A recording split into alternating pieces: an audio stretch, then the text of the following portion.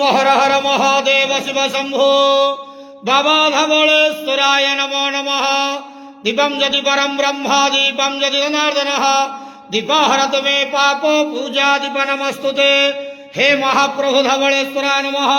संसार सुखी रखंतु। आज शुभ बुधवार रे समस्त श्रद्धालु भक्त मानंकु आशीर्वाद करंतु।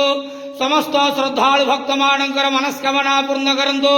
कर्म क्षेत्र नदी करंतु। ग्रह निष्ठमान खंडन करंतु।